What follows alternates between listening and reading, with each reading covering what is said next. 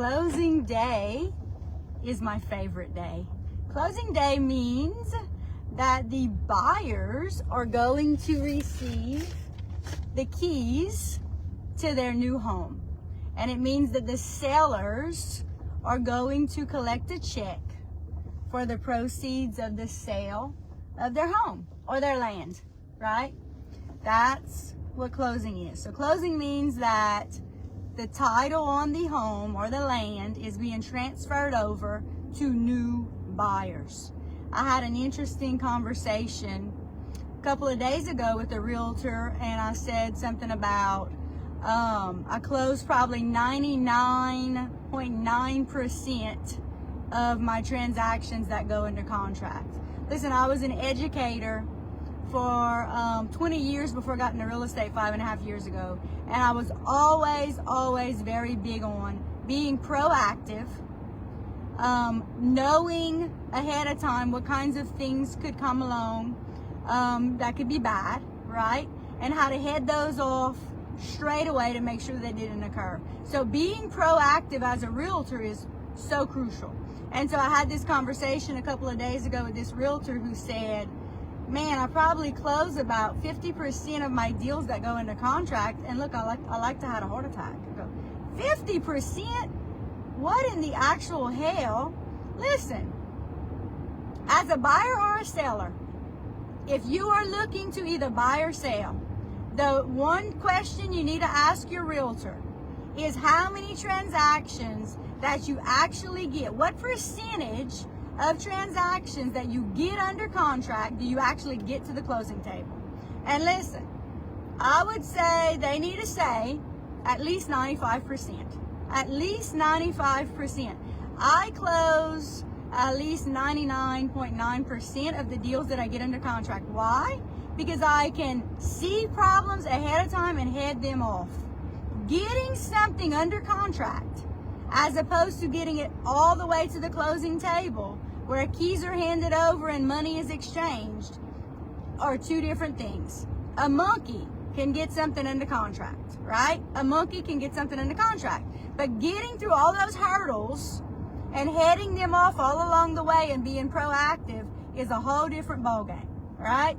One of the reasons that I close about 99% of the transactions that I get into contract is because if I'm representing the seller, before the seller's home ever even hits the market, they have gotten a thorough list of to-dos from me to make sure that when their house goes into contract and the buyers have it formally inspected, that it's not going to have all these ridiculous items on it, right? So being proactive from the selling standpoint, you are making sure that you are putting your best foot forward.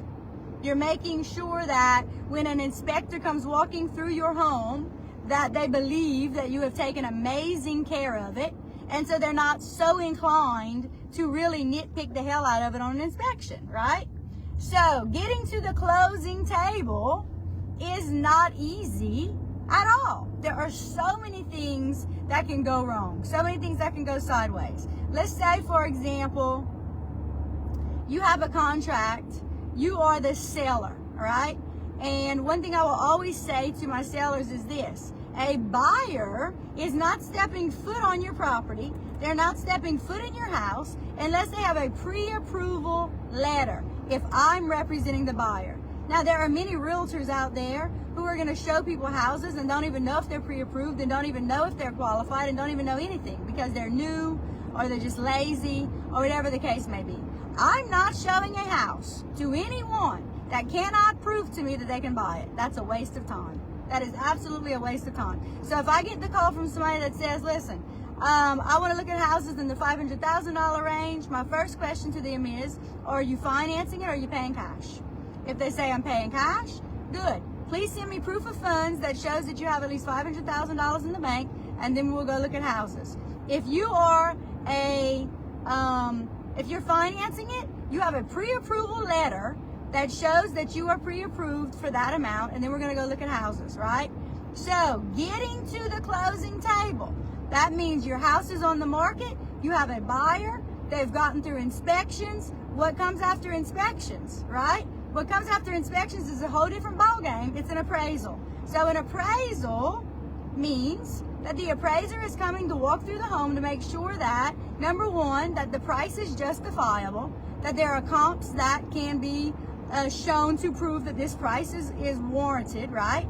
And if it's any kind of government loan, which I would say 95% of buyers in Acadiana are using some kind of government loan. So that means they're either VA, they're using FHA, they're using RD, or USDA, right? Probably about 5% of buyers are conventional. The vast majority are using some kind of government loan. So if they're using some kind of government loan, when that appraiser goes out to appraise that home, the appraiser is making sure that all of these things on this government issued checklist suffice. So you can't have broken windows, you can't have peeling paint, you can't have rotten wood, you can't have missing handrails on your steps. Those are the major things. The floor cannot just be like, I've seen some houses where there's wood, like let's say plywood, and the sellers maybe were going to put new floor and they never got around to it.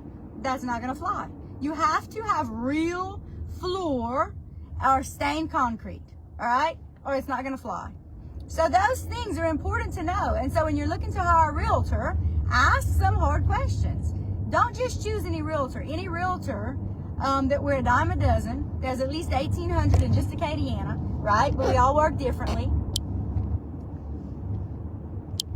But you want to ask them hard questions. How many deals have you closed in the last few months? How many contracts do you actually get under contract but then make it to the closing table? And I'm telling you, when I had that conversation about 3 days ago with the realtor who said about 50% of his deals fall apart and don't make it to the closing table, I like to had a heart attack. That's crazy. Listen, that guy wanted to say, you need to go find another job. Because if you're only getting 50% of your deals to the closing table, shame on you. The common element is you. 50%, that sucks. You should be getting, as a realtor, at least 95% of your deals to the closing table. And listen, that's just my opinion. I get at least 99.9 because of being proactive. From the buying standpoint, if I'm representing you as the buyer, I'm going to say to you, listen, I absolutely believe that you need to hire a real licensed inspector to have this home checked out from top to bottom. They are going to find things wrong with the house. That's their job. Absolutely. Whether the house is brand spanking new or 100 years old, they're going to find things wrong with the home. As the buyer, you need to know there's no such thing as a perfect home. The reason for the inspection is so that you're not moving into it blindly, so that you know what things need to be fixed. And you can ask this seller to, if there are things wrong with it, let's just say the air conditioner is 25 years old and it's on its last leg and it needs to be replaced. You can ask the seller to A, replace the air conditioner for you before closing, B, bring money to closing so that you can change the air conditioner out with whoever you want to after closing. Number 3, reduce the sale price. Number 4, give you some more money towards closing costs, right? There are so many different avenues. You as the buyer have the right to ask the seller to do anything at all that you want to do. Now, the seller doesn't have to do anything. The seller doesn't have to do a single thing. And then you as the buyer, let's say you ask for 5 things and the seller agrees to fix 3. You can then decide, are you moving forward or are you canceling the contract? It is absolutely, the ball is in your court as the buyer during inspections because you are running the show. You are the only person as the buyer during your due diligence and inspection period, you're the only person that can cancel that contract, right? Unless you break something in the contract. Let's say it says in the contract that you have 3 days to produce a pre-approval letter and you don't produce that pre-approval letter, legally the sellers can cancel your contract, right? Now, are they going to? Probably not, because they probably don't want to lose the deal. So ultimately, you as the buyer have the right to cancel the contract if the sellers don't want to fix the things you're asking them to fix, right? Now, once you get through inspections and y'all decide what's being fixed, what's not being fixed, the sellers have until 72 hours before closing to prove to you, the buyer, that they have fixed all the things that they agreed to fix, and then you, the buyer, have the right to go through and do a final walkthrough before closing to make sure that all of the items were fixed, number one, but number two, to make sure that when the sellers move all of their things out of the house, that the house is in the same or better condition than when you initially saw it, right? So if you're buying a house and it is full of furniture and you can't see behind the furniture, right? Or if they have a huge area rug covering part of the floor, and when they move out of the house, the floor is damaged or there's scuffed walls or holes behind furniture, you absolutely have the right to say, I want all those things fixed because I didn't know those things were there before we close. You absolutely have that right, because your final walkthrough as the buyer is to see, is the house in the same or better condition than when you initially walked through it the first time, right? So those are your rights. So getting from contract to the closing table, there's a whole lot of hurdles that have to be jumped to get to the closing table. When you are looking to hire a realtor, ask this question. How many deals that you get under contract do you actually get to the closing table? And you want that percentage high in the 90s. High in the 90s. I close at least 99% of deals that I get under contract because I am proactive every step of the way, all along the way, whether I'm representing the sellers or I'm representing the buyers, right? It's important that you're dealing with someone who knows what they're doing.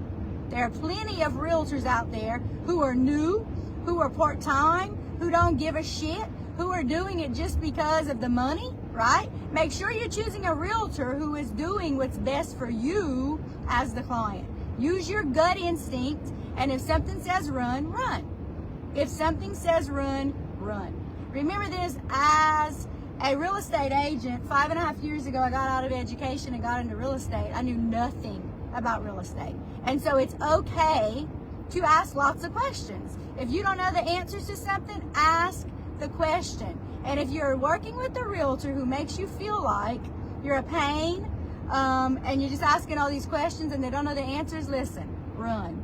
Get yourself a realtor who you know, like, and trust, and who's never going to make you feel like a pain, because you need to ask the questions. It's the only way you're going to learn. And listen, if you're listening out there and you're a realtor who is not happy in your current brokerage, or if you're someone who's not happy in your current job and you think real estate would be an amazing career for you, I would love to have a conversation with you. I work with Real Broker, and in my opinion, they are the most amazing brokerage in all the nation.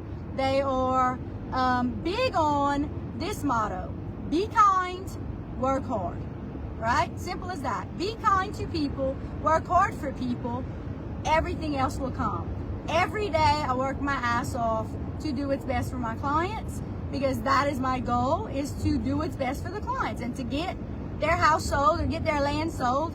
That's the goal, right? And I do not charge anything to anyone until the closing day. If I don't sell your house or I don't sell your land, I am in the hole, in the negative, with signs, marketing, advertising, time spent doing this, right? All these things, I'm in the hole. So if I don't sell it, I don't get paid. So my goal for you is to sell it for maximum profits in the shortest amount of time, right? Y'all have an amazing, what's today, Wednesday?